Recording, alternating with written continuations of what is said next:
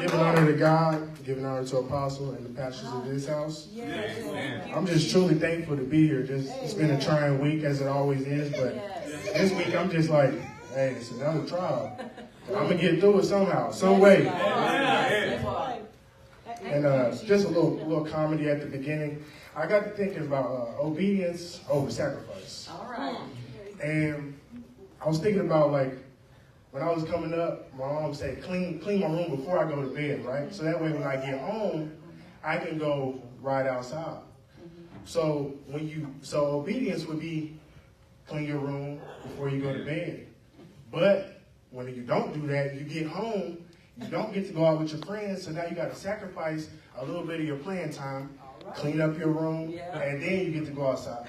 So she still blessed me with the time outside, but it was cut in half from what it could have been if I was obedient. And the Lord is saying He's doing that to us too. He's not going to stop your blessing, but it will be delayed if you do not obey Him.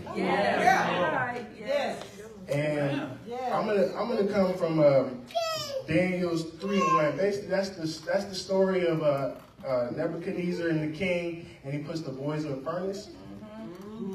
And basically what they did right there was they were obedient to their God. Not to somebody else's God, but they followed their own lead. So in Romans 12:2, do not conform to the pattern of this world, but be transformed by the renewing of your mind. Then you will be able to test it and try, and it will be approved, because therefore you're not conforming to somebody else's way of thinking, but it's God's way of thinking. So you think about before they was put into the furnace, those that don't know the story, Nebuchadnezzar had, like, let's say it was a gold man right here, and that was his god. They worshiped images back in the day. So he said, everybody under the sound of my voice, basically, you're going to worship this image. The three boys, Meshach, Rashach, and Abednego, they said, not so. We worship the all-living Father, the Almighty God. So he tried them up. He said, okay, I'm going to put you guys in the furnace because you're not obeying my law. While they're in the furnace, it was a fourth man that came. That was God. That was God in the flesh. He came through and protected them, put his arms over. He said, so why, even though you're in the trial, I'm still with you. I got my arms around you. So whatever you're going through, I got you. And what's the greatest thing is that when you follow the Lord, He has a plan for you during that trial. So it's not in vain. Also, when they come out, they got promoted.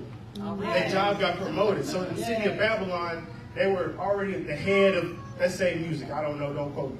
Let's say they were the head of music. And when they got out, they were promoted to something even higher than that. Because he seen the God in them. Nebuchadnezzar said, well, if your God can do that, I know He can do all things through Christ that strengthens me. And with that being said, Deuteronomy 28:7, it states that the Lord will grant the enemies who rise up against you to be defeated before you. So that's what happened. Nebuchadnezzar was mad. He was jealous that they had a God that he had never heard of. He was like, how is that possible?